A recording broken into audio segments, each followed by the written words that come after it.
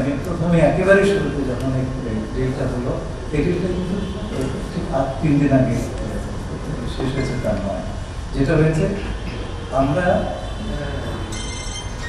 গত বছর 1 বছর ফেব্রুয়ারি 25 সালে প্রথম তাদের কাছে আমাদের বাণিজ্য ঘাটতি আমরা এই রেসিপ্রোকাল ট্যারিফ আরোপ করা হয় সম্ভবত এপ্রিল মাসে, তারপরে থেকে এই আলোচনা শুরু হয়।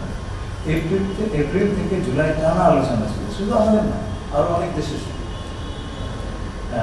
এবং সেই আলোচনার পরে কিন্তু আমরা 20% পেয়েছিলাম, আপনাদের হয়তো খেয়াল আছে।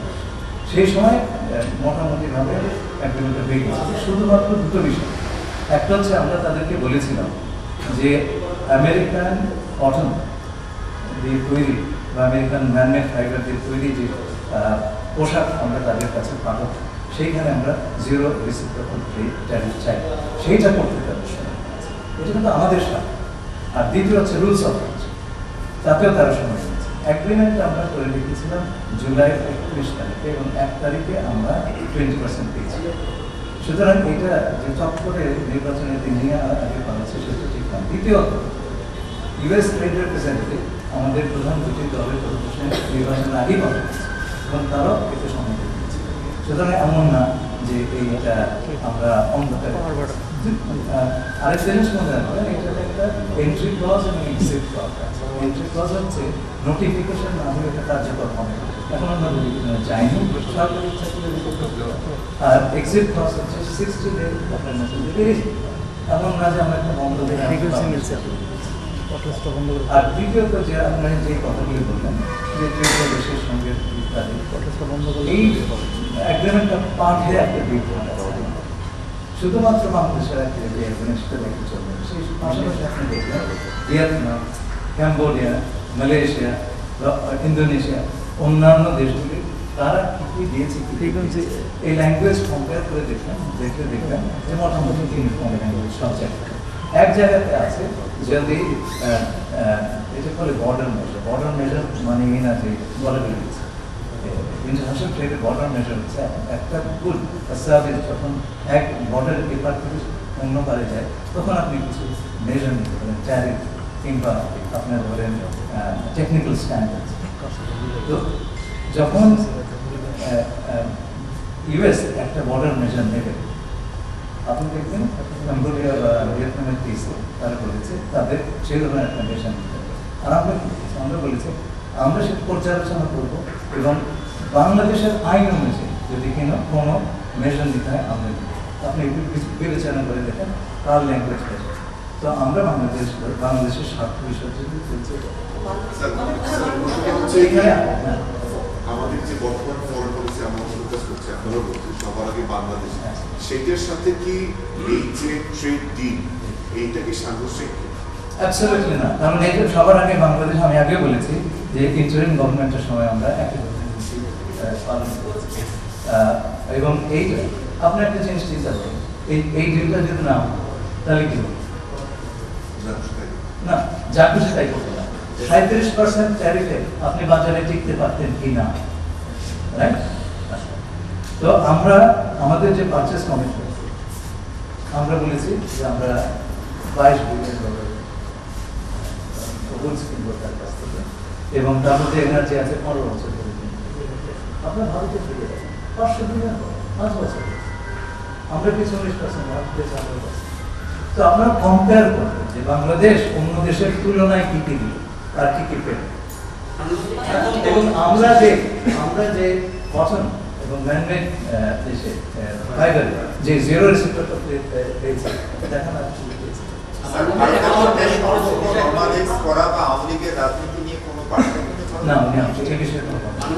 এটা সম্পূর্ণভাবে বাইরে আছে।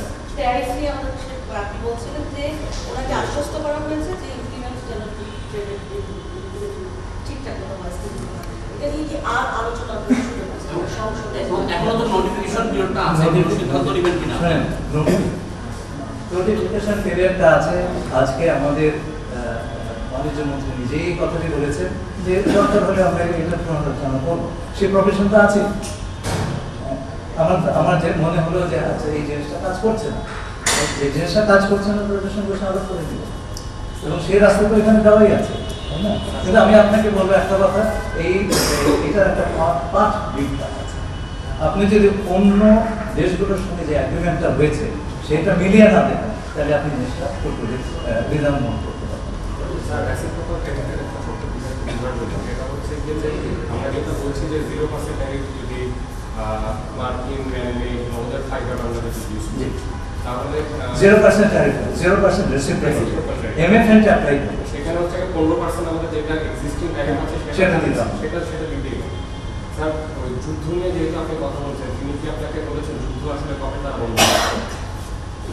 যুদ্ধ কবে বন্ধ করেছে সেটা তো সম্পূর্ণ হবে তাদের হাতে না, এটা তো কেউ বলতে পারবে না। তারা শুরু করেছে, না না, এটা কোনো প্রশ্ন কোশ্চেন। হতে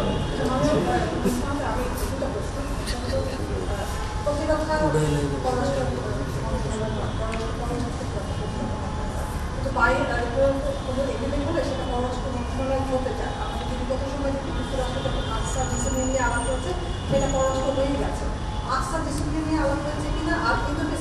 বাংলাদেশের আগে একটা অবস্থান ছিল যে আমরা কোনো প্রতিরক্ষা সহযোগিতার মধ্যে ঢুকবো না। বাংলাদেশের সেই অবস্থানটাকে আগের অবস্থানে আছে না, আমরা সরে গেছি। প্রথমত আকসা জেসুনের শব্দগুলি উচ্চারিত হয়।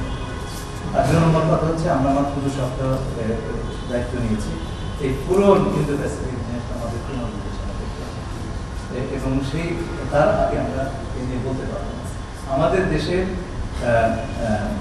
সুরক্ষা যাতে বিপর্যস্ত না হয় সেটা আমাদের সবচাইতে বড় একটা অগ্রাধিকার। আমরা কারো কোনো জবে ঢুকবো না। আমরা বৈধ কাগজপত্রবিহীন বাংলাদেশে যারা আমেরিকাতে আছেন তাদের ফিরে আনার ব্যাপারে কথা বলেছে। প্রসেসটা যাতে সহজ হয় এবং সম্মানের সঙ্গে তারা যাতে আসতে পারে সেই নিয়ে আমার সঙ্গে আলোচনা হয়েছে, এবং স্বরাষ্ট্র মন্ত্রণালয় আমেরিকান রাষ্ট্রপতি এই বিষয়ে আগে কথা বলেছেন বলে আমাকে জানিয়েছেন। রোহিঙ্গা বিষয়ে আমার সঙ্গে কথা হয়েছে এবং এই বিষয়টা ওনারা একমত যে আমাদের সমাধানের দিকে এখন তাকাতে হবে, এবং আমি আনন্দিত যে তারা এই বিষয়ে আমাদেরকে সব ধরনের সহযোগিতা দেবেন। মধ্যপ্রাচ্যের সংকট নিয়ে আলোচনা হয়েছে। আমি উল্লেখ করেছি তার কাছে যে ইতিমধ্যেই 2 জন বাংলাদেশি এতে মারা গেছেন, 7 জন বাংলাদেশ আহত হয়েছেন। এই যুদ্ধ যদি দীর্ঘতর হয়, বিস্তৃত হয়, তাহলে এই সংখ্যা বাড়তে পারে। তার সাথে এবং একই সঙ্গে আমাদের নতুন দেশের পক্ষে এই যুদ্ধের যে অর্থনৈতিক প্রতিক্রিয়া হবে সেটা বহন করার দুঃসাধ্য। আমরা তাকে বলেছি যত দ্রুত সম্ভব আলোচনার মাধ্যমে এবং কূটনীতিকে একটা অপরচুনিটি দিয়ে এই সংঘাত, এই সমস্যার যেন সমাধান করার জন্য তার প্রচেষ্টা করে। এছাড়া আজকে আর্জেন্টিনার রাষ্ট্রপতি এসেছিলেন। আমরা আর্জেন্টিনার একটি দূতাবাস করব সেই কথা তাকে জানিয়েছি। তিনি অত্যন্ত আনন্দের সঙ্গে এখানে থাকেন বললেন, 2 বছর ধরে আছেন। বললেন যে আর্জেন্টিনার বাইরে বাংলাদেশ হচ্ছে আর্জেন্টিনার চীনের সবচেয়ে বড় শক্তি। তো উনি বললেন যে আমরা আমাদের দেশে আপনাদের দেশের যথেষ্ট সুনাম আছে, এবং আমরা আমাদের দ্বিপাক্ষিক সম্পর্কের যে কন্টেন্ট সেটা বাড়ানোর চেষ্টা করবো আগামী দিনগুলিতে, বিশেষ করে কৃষি এবং জ্বালানি, সেই সাথে আমাদের তৈরি পোশাক, সব মিলে আমরা একটা উইন উইন সম্পর্কের সূচনা করতে পারি। আমিও তাকে বলেছি এই বিষয়ে বাংলাদেশ সরকার সকল পদক্ষেপ নেবে এবং সম্ভব হলে আমরা একটা দ্বিপাক্ষিকভাবে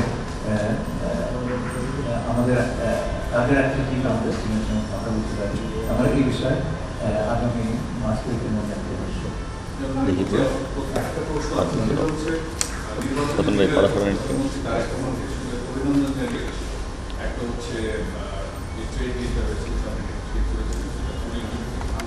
বেসিক ডিফেন্স তো এই বিষয়টা নিয়ে কথা হয়েছে অফিস থেকে উনি দিল্লি থেকে ঢাকায় তো জিও পলিটিক্যাল এবং জিও ইকোনমিক্যাল কন্টেক্সট আমার সঙ্গে সামরিক কোঅপারেশন নিয়ে কোনো আলোচনা হয়নি, সেটা তো আমার দপ্তর নয়।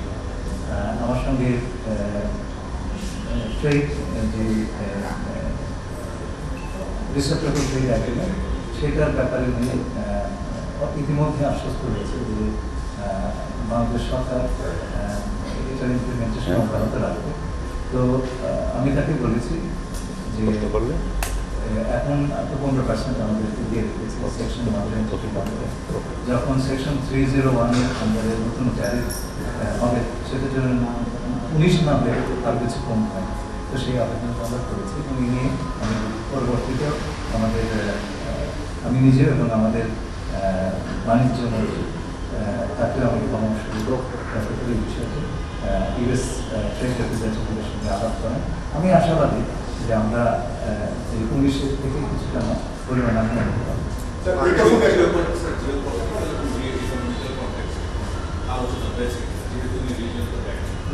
ওই রকম বিস্তৃত কোনো আলোচনা হয়নি, ইন্দো প্যাসিফিকের কথাটি এসেছে কিন্তু কোনো বিস্তৃত আলোচনা। স্যার এই প্রসঙ্গে যে আপনি তো ইউনিয়ন গভর্নমেন্টেরও অ্যাডভাইজার ছিলেন, মানে সিকিউরিটি অ্যাডভাইজার ছিলেন, এবং আমরা যতটুকু জানি যে আপনি ডেলিগেশন আমাদের যে রয়েছে আপনি একটা গুরুত্বপূর্ণ অবদান রেখেছেন।